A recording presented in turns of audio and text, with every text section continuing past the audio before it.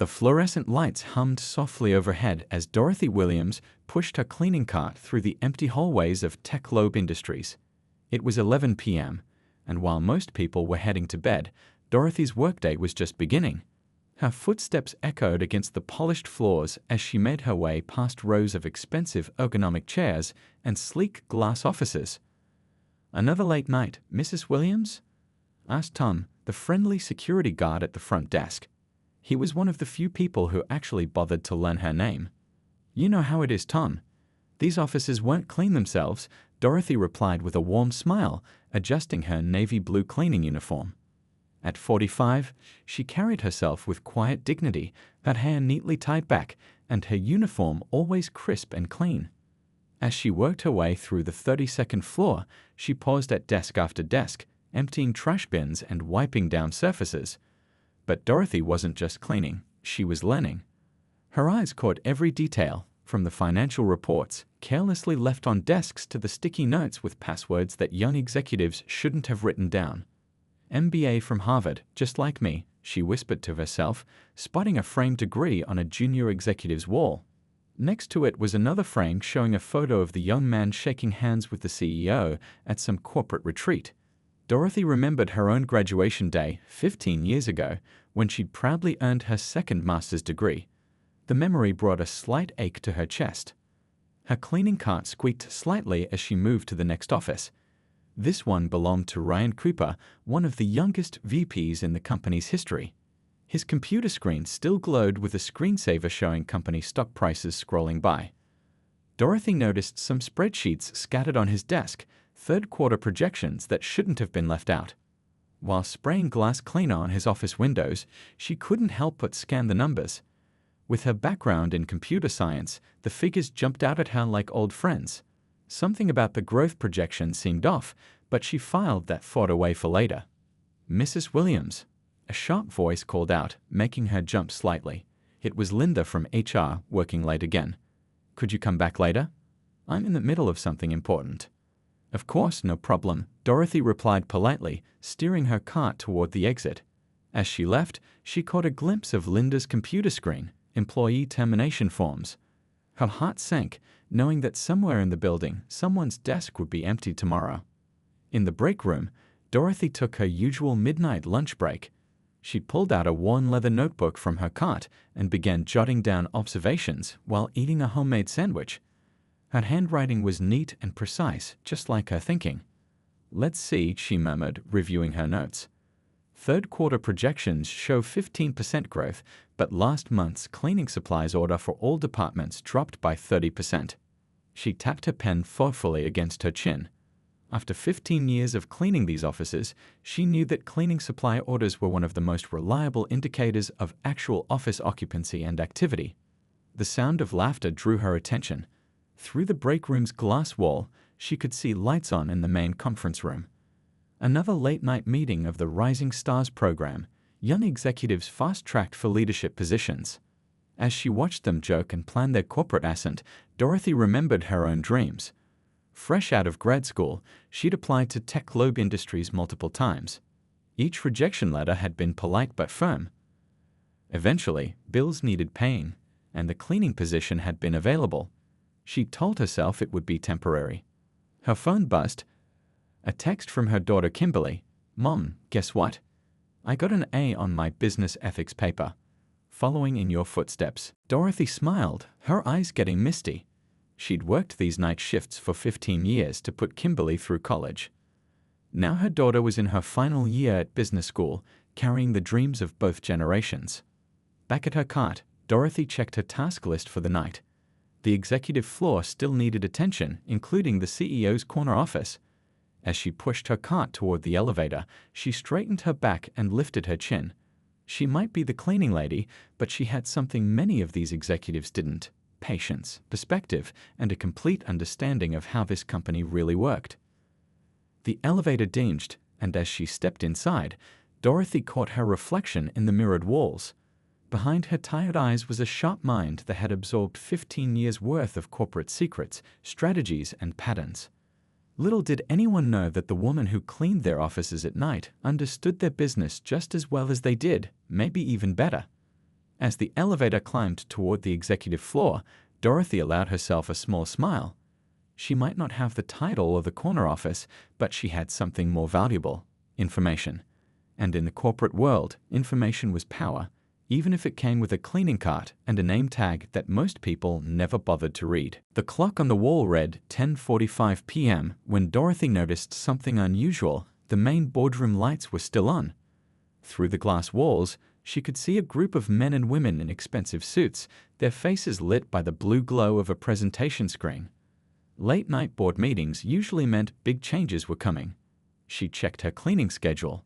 The boardroom was next on her list, but she knew better than to interrupt important meetings. Just as she was about to move on to the next area, the boardroom door opened. "We need the cleaning done now," said Michael, one of the executive assistants. He looked stressed, his tie loosened and hair slightly messy. "Mr. Sterling insists the room needs to be ready for tomorrow morning's client meeting." Dorothy nodded quietly and pushed her cart into the boardroom. The air felt heavy with tension, and the smell of coffee and takeout food lingered in the air. CEO Richard Sterling stood at the front of the room, his perfectly tailored suit making him look more like a movie star than a business executive. "As I was saying," Sterling continued, barely acknowledging Dorothy's presence, "our efficiency numbers are concerning." He pointed to a graph on the screen showing declining profits in red. Dorothy kept her head down as she collected empty coffee cups and food containers, but her mind was racing. The numbers on the screen didn't match what she'd seen in the reports left on desks throughout the building. Something wasn't adding up. As she moved around the table, she could feel eyes following her. Some board members shifted uncomfortably in their chairs, while others stared straight ahead, pretending she was invisible. She'd seen this behavior before, when people didn't want someone to witness their conversations. "If we could continue without the distraction," Sterling said loudly, his voice dripping with annoyance. Dorothy quickened her pace, but as she reached for a fallen napkin near his chair, her cart bumped against it slightly. Sterling's reaction was immediate. "Oh, for heaven's sake," he exclaimed, throwing his hands up dramatically. "Can't we get someone competent to do this job?" Laughter rippled through the room, the uncomfortable kind that people use when they want to stay on their boss's good side. Dorothy felt her face grow warm, but she kept working. "You know," Sterling continued, clearly enjoying his audience, "when I started as a junior analyst, at least the cleaning staff knew their place." More nervous laughter followed. Dorothy's hands trembled slightly as she picked up the last pieces of trash. But it wasn't from shame or embarrassment, it was from anger and realization. The financial projection on the screen showed numbers that were impossible based on what she'd seen in department reports. Unless, really, Sterling went on, warming to his theme, how hard is it to push a cart without causing a disruption? I suppose some people just aren't cut out for even the simplest tasks. One board member, a younger woman who was new to the company, looked uncomfortable. She caught Dorothy's eye for a brief moment, and Dorothy saw something there, recognition perhaps, or was it guilt? As Dorothy turned to leave, she took one last careful look at the screen. The company's supposed efficiency problems were outlined in neat bullet points, but something caught her eye. The dates on some of the financial documents didn't match. If someone was cooking the books, these would be exactly the kind of discrepancies they'd need to hide. "Thank you for your patience," Dorothy said softly as she left, her voice steady despite the anger burning in her chest. A few board members had the decency to look embarrassed, but Sterling had already moved on to his next point. Back in the hallway, Dorothy leaned against her cart for a moment, taking deep breaths. In 15 years, she'd been ignored, overlooked, and dismissed, but never openly mocked like this. She pulled out her notebook and began writing quickly, recording every detail of what she'd seen on that screen. Her phone buzzed, another text from her daughter. "Mom just finished my case study on corporate fraud." It's amazing how many companies get caught because they overlook the small details. Dorothy smiled as she read the message. If only they knew that the person they laughed at had 2 master's degrees and a mind sharp enough to spot patterns they were desperately trying to hide. If only they realized that every night, as she cleaned their offices and boardrooms, she was piecing together the puzzle of their deception. She straightened her uniform and pushed her cart toward the supply closet. Let them laugh. Let them think she was just the cleaning lady who didn't know her place. Because Dorothy Williams had finally found something she'd been looking for during all these years of night shifts. She'd found their weakness.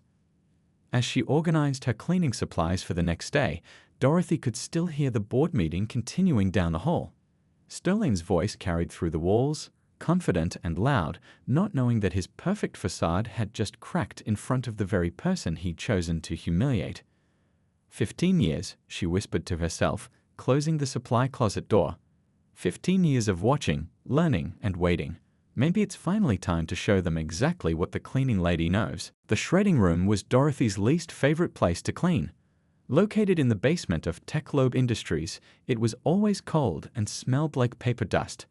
But tonight, something made her pause as she emptied the bin next to the industrial shredder. Professor Chen's law office felt like another world compared to the basement where Dorothy usually worked. Sitting in a plush leather chair, she carefully laid out 3 months' worth of evidence on the polished mahogany desk. "Dorothy," the professor said, adjusting her reading glasses, "this is remarkable. You've documented everything so meticulously."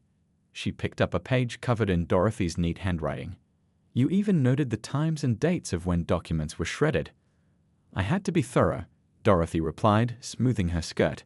She'd come straight from her night shift, changing from her cleaning uniform into her one good suit in the public restroom. "These people's jobs depend on doing this right." The professor spread out the photos Dorothy had taken of the financial documents. "The way you've connected these transactions, it's brilliant. Most forensic accountants wouldn't have caught these patterns." Dorothy thought back to all those nights of silent observation. When you clean the same offices every night for 15 years, you start to notice things. Like how Mr. Sterling always orders paper shredders for the offshore accounts division right before board meetings.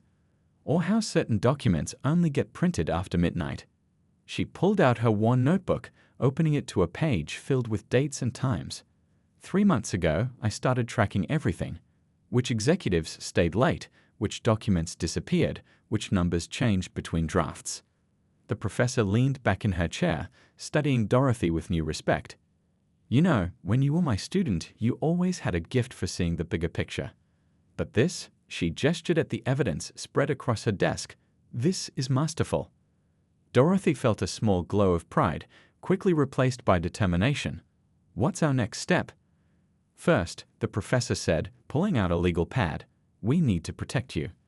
Whistleblower laws are complex, and Sterling has powerful friends." Over the next 2 hours, they developed a strategy. Dorothy would continue her normal routine at work, but now she had proper legal documentation of everything she found. The professor helped her set up secure cloud storage for her evidence and taught her how to properly document new discoveries. "Remember," the professor warned, "the moment they suspect you know something, everything changes. You need to stay invisible just a little longer." Back at work that night, Dorothy pushed her cleaning cart with renewed purpose. Each floor felt different now, like she was seeing everything through new eyes. In the accounting department, she carefully noted which computers were left on, which files were open. Evening, Mrs. Williams called out Robert, a young accountant working late.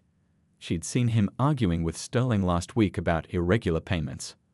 "Good evening," she replied with her usual gentle smile, all while noting in her mind that his desk would need special attention after he left. Sure enough, once Robert was gone, she found crumpled printouts in his trash showing wire transfers to companies that didn't exist.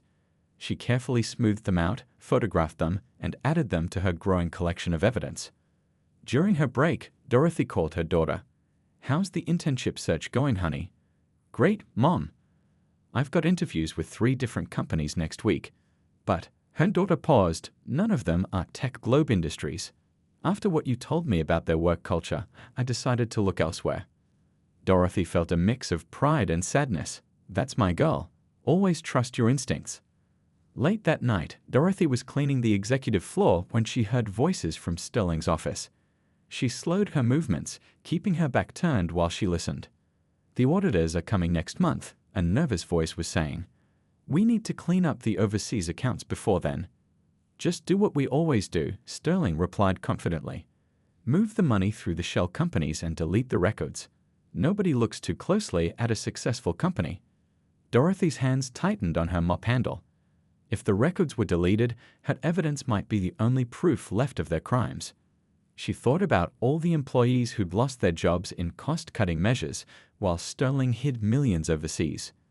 In her apartment the next morning, Dorothy spread her evidence across her kitchen table. Her daughter's old school projects still hung on the fridge, essays about ethics and justice that now felt more relevant than ever. She picked up her phone and dialed the professor again. "We need to move faster," she said without preamble. "They're planning to destroy records before the audit next month." "Are you sure you want to do this?" the professor asked. "Once we start, there's no going back." Dorothy looked at a photo of her daughter's graduation from business school right next to her own diplomas that had gathered dust for 15 years. "I'm sure," she said firmly. "I've spent 15 years cleaning up their messes. It's time they learned that sometimes the most important cleaning happens in broad daylight." As she hung up, Dorothy felt a strange peace settle over her. Tomorrow, she would go back to being invisible, pushing her cart through silent halls. But now she knew that every document she photographed, every conversation she overheard, was another piece in the puzzle that would bring down the man who thought the cleaning lady wasn't worth respecting. Just a few more weeks, she whispered to herself, setting her alarm for another night shift. A few more weeks of being underestimated. Then they'll learn that sometimes the most powerful person in the room is the one they don't even see. The coffee shop was 3 blocks from Techlobe Industries, far enough to avoid running into anyone from work. Dorothy sat at a corner table, her evidence folder hidden inside a plain brown shopping bag. She'd been watching Janet Chen, the newest board member, for weeks now. Chen had a reputation for turning around struggling companies by rooting out corruption. More importantly, she was the only board member who'd looked uncomfortable during Sterling's mockery in the boardroom that night. The bell above the door chimed, and Chen walked in, dressed in a sharp business suit, but without the usual corporate arrogance Dorothy had come to expect from executives. She ordered a simple black coffee and looked around the shop. Dorothy took a deep breath and raised her hand slightly. When Chen's eyes met hers, there was a moment of confusion before recognition set in. "Mrs. Williams?" Chen said, approaching the table. "I almost didn't recognize you without your—" She trailed off, seemingly embarrassed to mention the cleaning uniform. "Please, sit down," Dorothy said quietly. "And it's Ms. Williams, though most people don't bother to ask." Chen sat, her expression curious but guarded. "Your lawyer's message said this was about company finances. I have to admit, I was surprised." Dorothy pulled out her folder, placing it carefully on the table. "Before we start, I want you to know that I have copies of everything in multiple secure locations.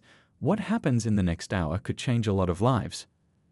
Opening the folder, Dorothy began laying out documents one by one. "These are the real numbers from the overseas development projects." She pointed to a series of transactions. "And these are the numbers presented to the board. Notice anything strange?" Chen's eyes widened as she looked back and forth between the documents. "These can't both be right. The differences are in the millions." "Exactly," Dorothy said, her voice steady. "For 3 months, I've been gathering evidence. Bank transfers that don't match reported numbers. Projects that exist only on paper. Shell companies that appear and disappear within weeks."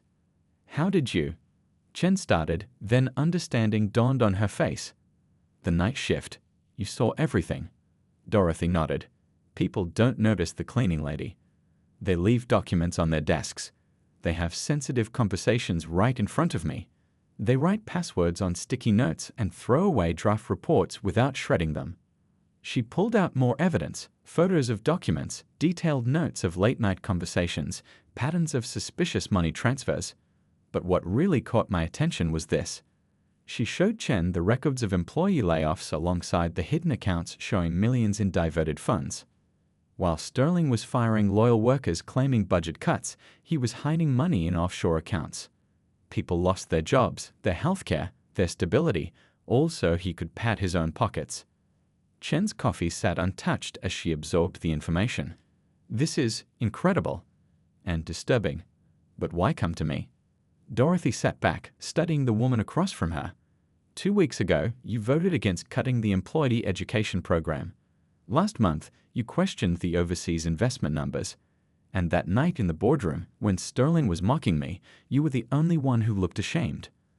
"I remember that night," Chen said softly. "I wanted to say something, but..." But it's hard to stand alone, Dorothy finished. I understand. I've been standing alone for 15 years.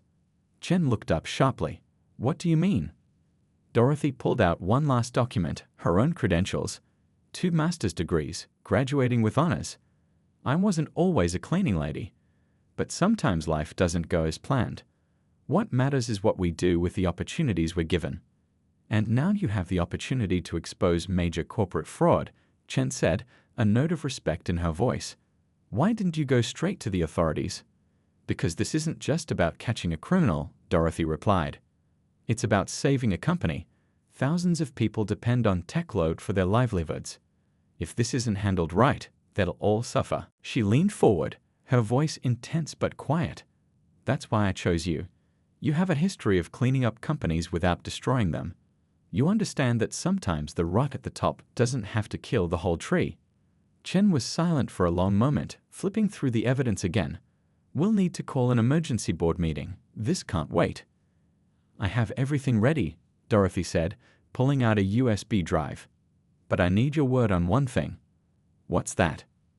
The cleaning staff, the maintenance workers, the security guards, all the people Sterling sees as beneath him.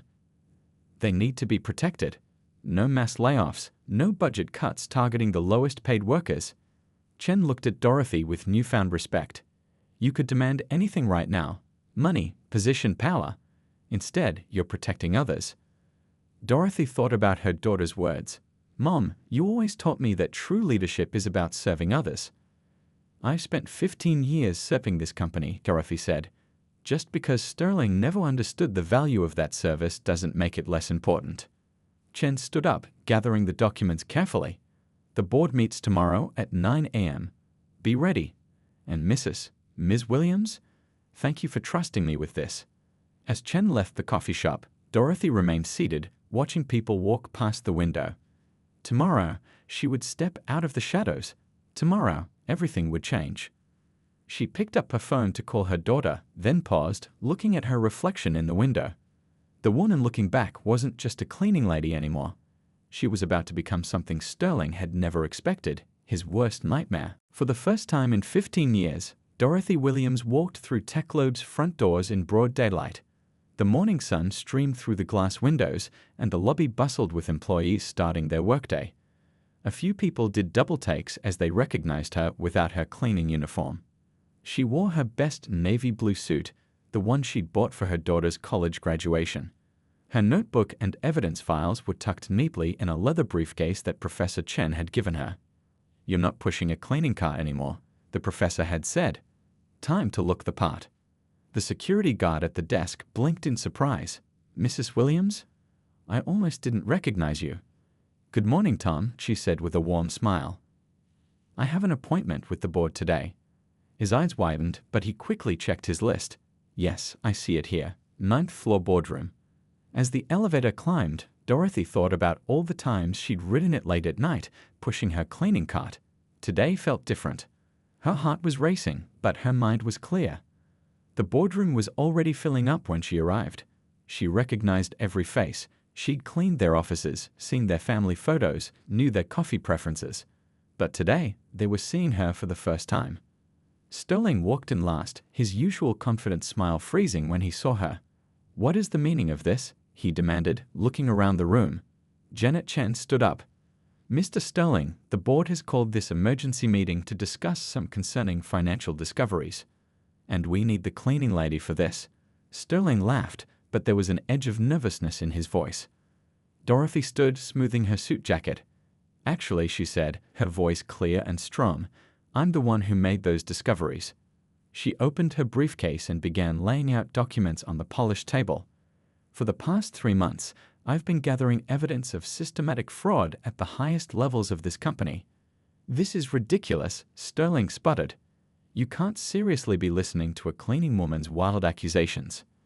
I have 2 master's degrees, Dorothy said calmly, continuing to arrange her evidence.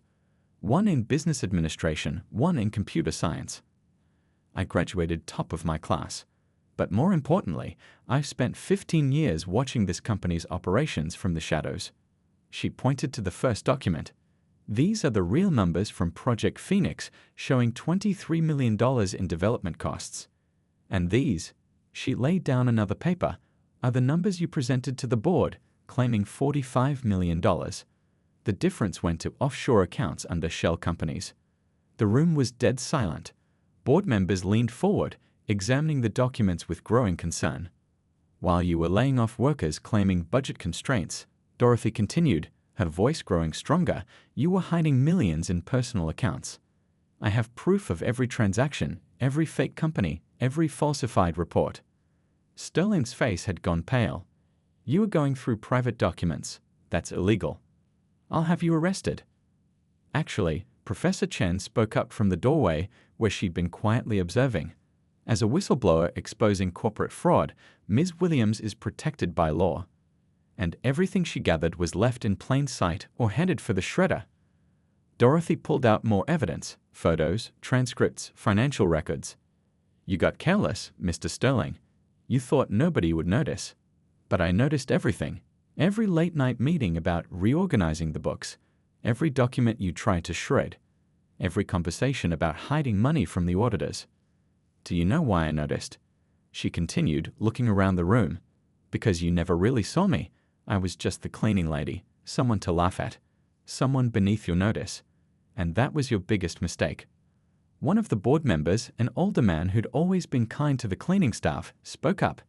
These numbers, if they're accurate, this is massive fraud. They're accurate, Janet Chen confirmed. I've had our internal audit team working through the night to verify everything. Ms. Williams' evidence is rock solid. Sterling suddenly changed tactics, his voice becoming smooth. Dorothy, surely we can discuss this privately. I'm sure we can come to some kind of arrangement that would benefit everyone. Dorothy thought about all the employees who'd lost their jobs while Sterling hid millions.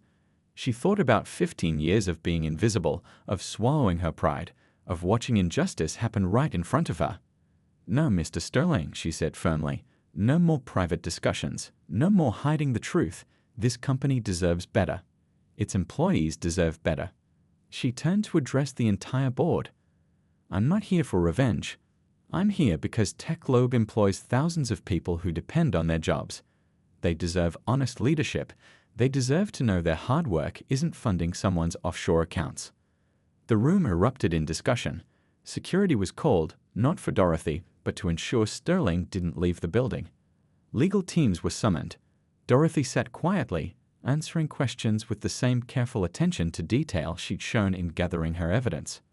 Hours later, as she left the boardroom, she passed by her cleaning cart, still parked in the hallway where she'd left it the night before. She paused, running her hand along its one handle. You won't be needing that anymore, Janet Chen said, coming up beside her. The board has voted to suspend Sterling pending a full investigation, and we'd like to offer you a different position in the company. Dorothy looked at the cart one last time, thinking of all the nights it had been her silent companion. You know, she said with a small smile, sometimes the best view of a company isn't from the top down or the bottom up. Sometimes you need someone who's seen it from both sides. As she walked toward the elevator, employees were gathering in small groups, whispering about the morning's events. She heard snippets of conversation. The cleaning lady? 2 master's degrees. Brought down Sterling. Dorothy smiled to herself as she pressed the lobby button. Tonight, for the first time in 15 years, she wouldn't be working the night shift. But in a way, she'd finally finished the biggest cleaning job of her career. She'd helped clean up TechLobe Industries itself. The cleaning cart that had been her companion for 15 years was retired to a special display in the company lobby alongside her first set of master's degrees. Below it, a plaque read, "Success isn't about where you start. It's about how well you observe, how much you learn, and how you treat others along the way." One evening, as the sun set over the city, Dorothy found herself walking through the office floors after hours. The cleaning crew was working, and she stopped to chat with each member, knowing their names, asking about their families. You know, one of them said, "My daughter just enrolled in night classes. She says if Mrs. Williams could become CEO, anything is possible."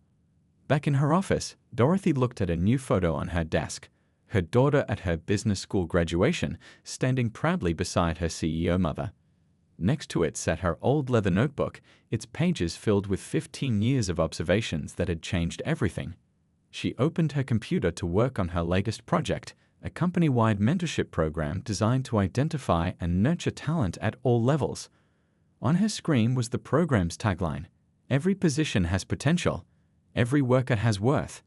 As the city lights began to twinkle outside her window, Dorothy smiled, remembering all those nights she'd spent cleaning this very office.